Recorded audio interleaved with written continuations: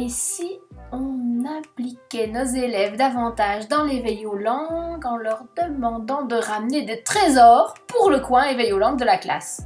On en parle tout de suite. On découvre les langues de nos amis dans le pays. C'est parti, youpi, youpi!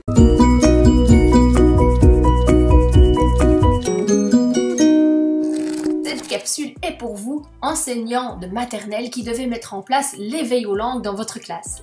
Je suis Véronique Van de Lambeele, directrice de Tradanime, spécialisée justement dans l'apprentissage précoce et ludique des langues. Ça tombe bien! Alors aujourd'hui, on parle d'encourager ses élèves à ramener des trésors pour notre coin éveil aux langues. Pour que cette notion de trésor à ramener dans la classe fonctionne bien, l'idéal serait d'imaginer avec vos élèves que vous plongez tous dans la peau de personnages tels que des explorateurs. Vous êtes des explorateurs et vous partez à la découverte du monde. De ces voyages, vous allez ramener des choses, des souvenirs, des chansons, etc., etc. Et donc, ce sont ces éléments-là qui vont constituer le trésor à ramener dans votre classe pour se souvenir de ce beau voyage que vous avez fait. Donc ça, c'est la métaphore des explorateurs. Ça marche à tous les coups. Si cette métaphore ne vous plaît pas, vous pouvez aussi la transposer en quelque chose comme des enquêteurs. On est des enquêteurs et on cherche des indices. Et on va visiter les différents pays et on va ramener des indices. Vous voyez? Donc la notion de trésor peut être transposée à la notion d'indice en fonction de la métaphore que vous utilisez. Vous prenez celle qui parle le plus aux enfants de votre groupe. Mais généralement, c'est les explorateurs et leurs trésors qui remportent la palme. Alors un trésor, ça peut être plein de choses. Tout ce qui a un lien de près ou de loin avec les langues et la diversité linguistique et culturelle que vous retrouvez avec vos élèves. Par exemple, évidemment, on pense 1 à tout ce qui est symbolique, 2 à tout ce qui est objet physique concret, 3 tout ce qui est audio, 4 tout ce qui est vidéo. Mais il peut y en avoir encore plein d'autres. Alors un trésor peut avoir plusieurs formes évidemment. Ne vous limitez pas juste à l'objet souvenir. Ça peut être plein de choses. Les trésors, objets souvenirs.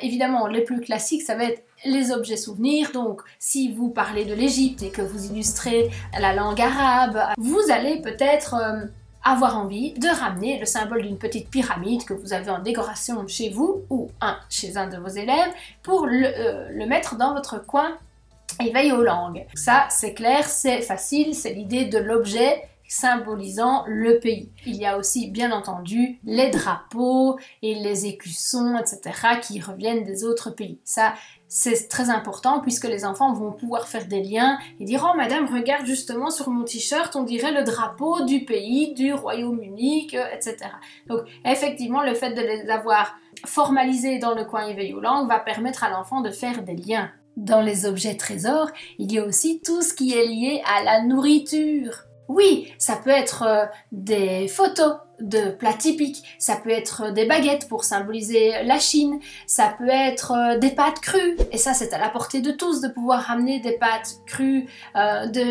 pour symboliser l'Italie par exemple, et nommer ce qu'on a ramené et se rendre compte que tous ces mots-là se ressemblent. Vous voyez, c'est très abordable de pouvoir faire des liens aussi via la cuisine. Hop, ça aussi c'est encore une idée de capsule, l'aspect culinaire et la diversité linguistique, culturelle, oui, forcément, on vous fera aussi une capsule là-dessus. Un trésor, ça peut aussi être un livre. Oui, des livres, si vous avez la chance de disposer matériellement d'un livre papier en allemand, en danois, en grec, etc. Et ça, c'est un trésor en soi qui peut avoir sa place dans votre coin éveil aux langues. Un trésor, ça peut être aussi un format audio. Donc si vous avez une clé USB, un CD qui comprend des chansons, des comptines en différentes langues, amenez-les dans votre coin éveil aux langues. Et bien sûr, un trésor en soi, ça peut être une vidéo. Une vidéo, de nouveau, pourrait être symbolisée par un référentiel qui s'y rapporte, par exemple. Ça, je fais un clin d'œil à tous ceux qui nous suivent avec les vidéos Tradanime Éveil. Donc là, évidemment, les référentiels issus des vidéos constitue une farde et cette farde elle se met dans le coin éveil aux langues. Et l'enfant, en feuilletant cette farde qui reprend les différents référentiels, se remémore ce qu'il a vécu dans les vidéos et les différentes aventures vécues. Voilà, donc ça peut être aussi un trésor. Ça peut être aussi une mascotte. Alors, tous ceux qui connaissent Stradanime Éveil connaissent Pop et ont Pop dans leur classe, mais si vous n'avez pas ça, vous pouvez aussi imaginer que la peluche mascotte de votre classe participe à cette aventure avec vous et réalise les voyages avec les enfants et vous. Des objets symboliques, des photos, des livres, des objets souvenirs, des audios, des vidéos, tout ça ce sont des trésors. Alors dernier petit bonus pour vous, le trésor le plus facile et le plus inattendu qu'on peut trouver dans son coin éveil aux langues, c'est le mode d'emploi.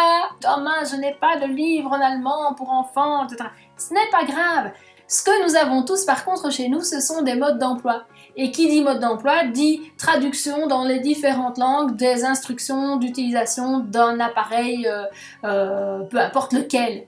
Donc ça, il y en a bien qui ne vous sert pas au quotidien, donc prenez ce mode d'emploi ou demandez aux enfants s'ils ont des modes d'emploi chez eux dont ils ne se servent plus pour le mettre dans votre coin éveil aux langues et rendez-vous compte avec les enfants du nombre de langues qu'il y a, de la façon dont les gens qui avaient ce produit ont dû encoder leur message de différentes manières pour être compris par tout le monde. Donc ils vont comprendre par des exemples comme un mode d'emploi que les langues ça sert à ça.